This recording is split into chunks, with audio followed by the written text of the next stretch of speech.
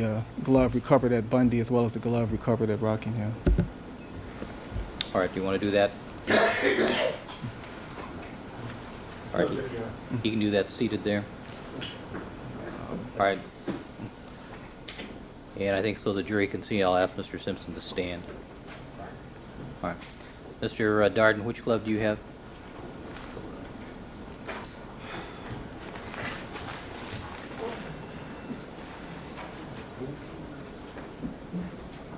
This is the Bundy glove, Your Honor. All right. And after Mr. Simpson tries on the gloves, I would ask that he be required to step back over to the jury and again show him his bare hands.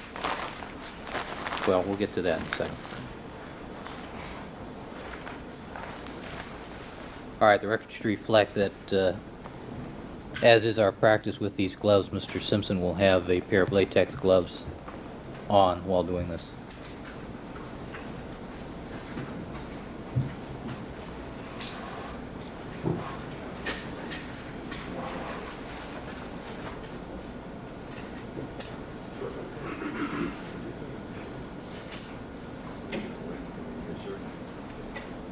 Handing Mr. Simpson the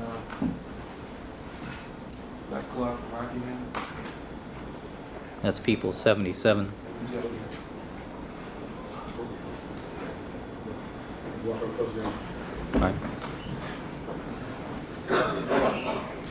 I feel that Mr. Simpson seems to be having a problem placing the glove on his hand. Could he be? Sustained.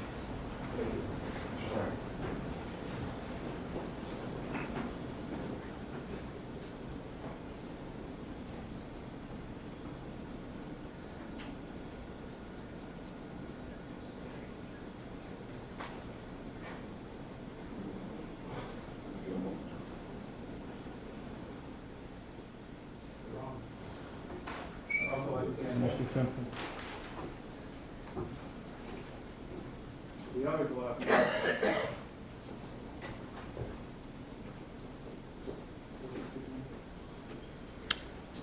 This is People's 164A. Is that the right-hand glove? Yes, Your Honor. All right.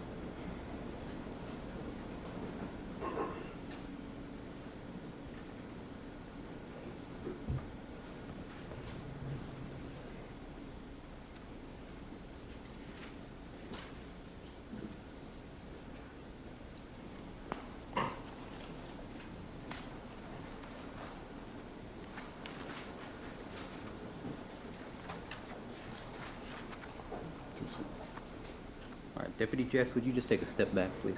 Thank you.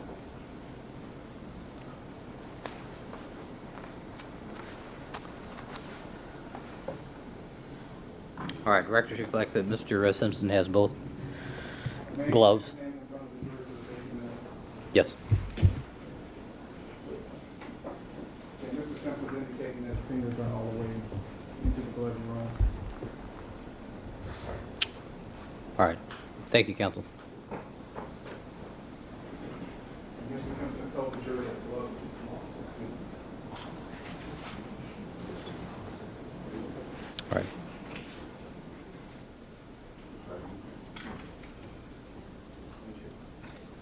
Your Honor, before Mr. Simpson goes back, could we ask him to replace the left glove onto his hand? All right.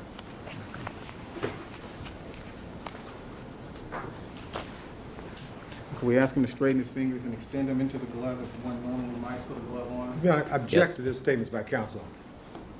All right. He appears to have pulled the gloves on, counsel. All right. Would you show that to the jury, Mr. Simpson, in that manner? Thank you. Other hand, please. Could we ask him to make a fist with his left hand while the glove is on, Your Honor? Could we ask him to make a fist with his right hand while the glove is on as well? He is doing both. Could we ask him to grasp an object with his hand? A marker, perhaps. All right. Mr. Simpson? Can we ask him to grasp the marker in his hand like this? I object to this, Your Honor. Yes, I object. I agree. Counsel, Can go we ahead. ask him to completely grasp the marker in his hand, Yes. whether it's waved or not? Yes. All right. Thank you, counsel. Thank you.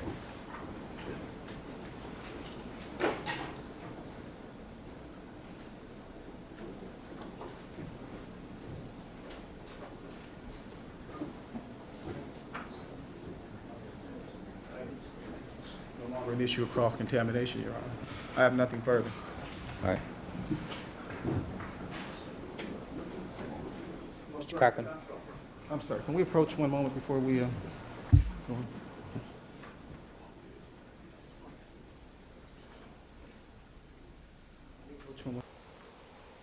I want you to remember these words.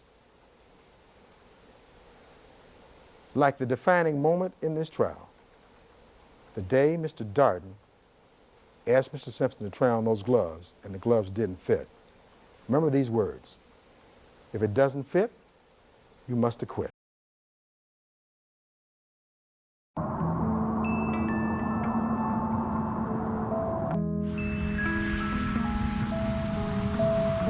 I used to believe this city was alive. There's been a murder in the city. Every corner hummed with possibility, every face a story. The news just came in on the wire. Then I saw the yellow tape, the flashing lights, another crime scene. But walking away, I realized the real murder wasn't there. It was in the shuttered bookstore, the fenced-off park, the neighbors who stopped knowing each other's names.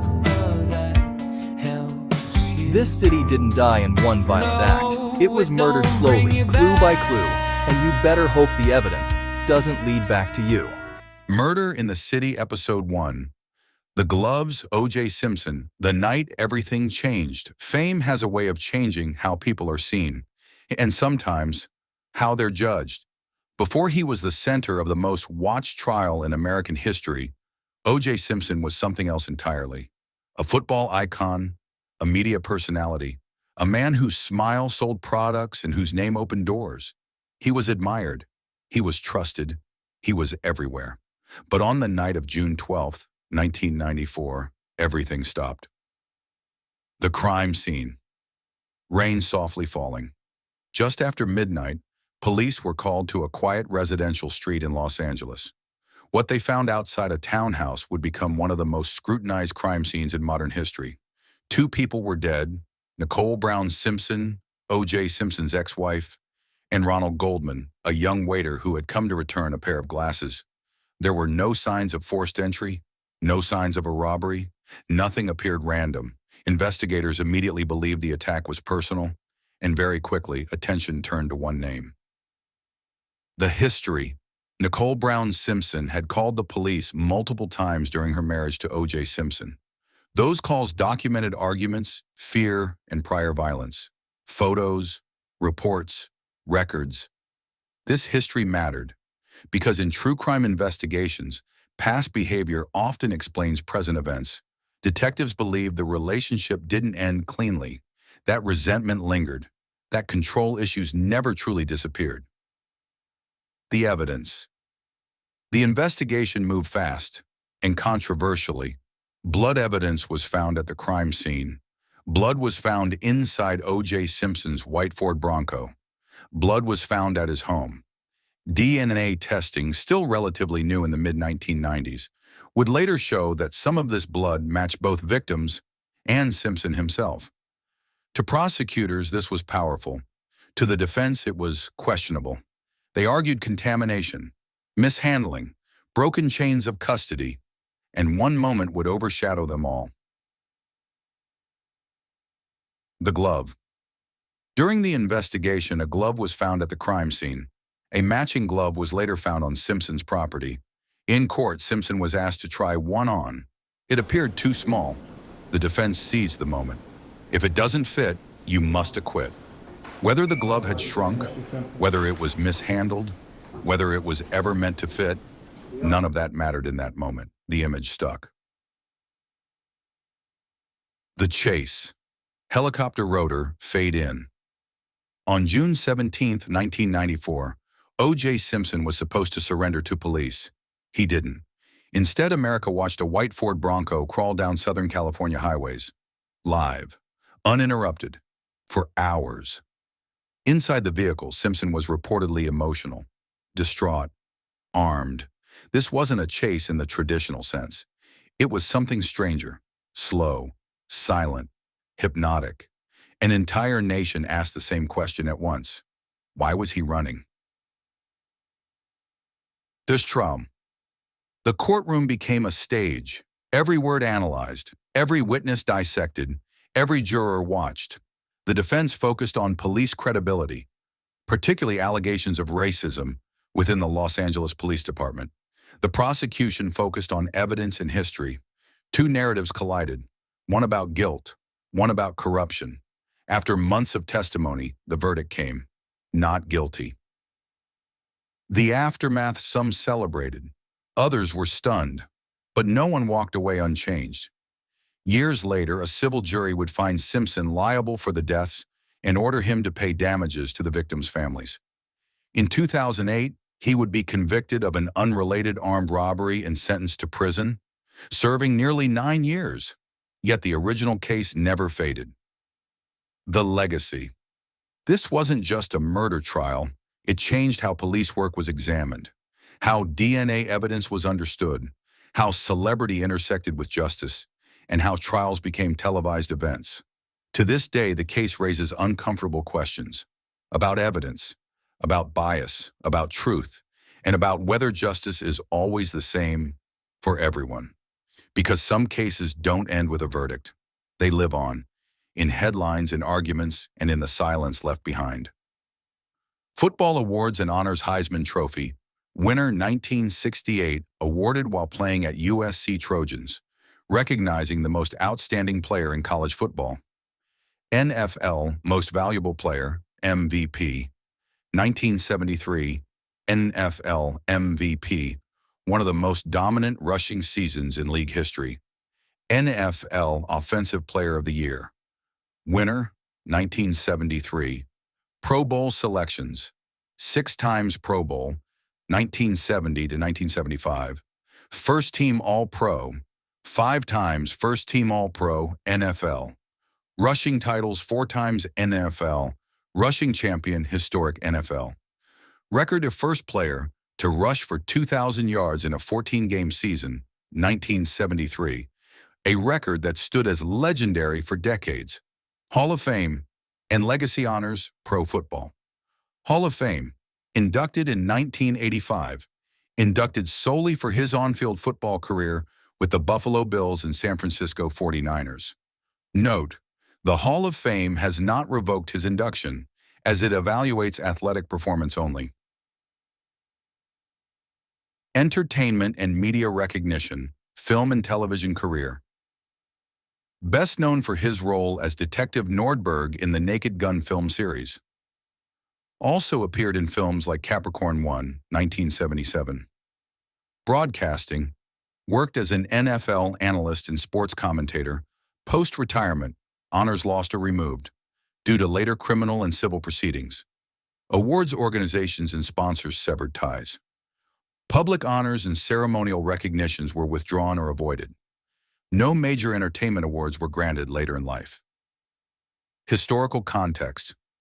Neutral and platform safe. O.J. Simpson's athletic honors remain officially recognized in sports history, while his personal legacy is widely viewed through the lens of later legal cases that dramatically reshaped public perception.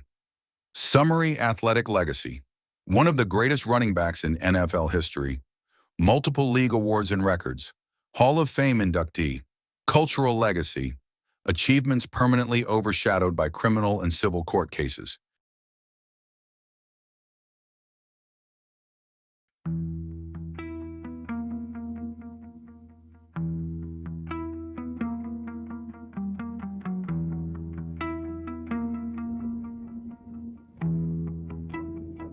There's been a murder in the city. The news just came in on the wire.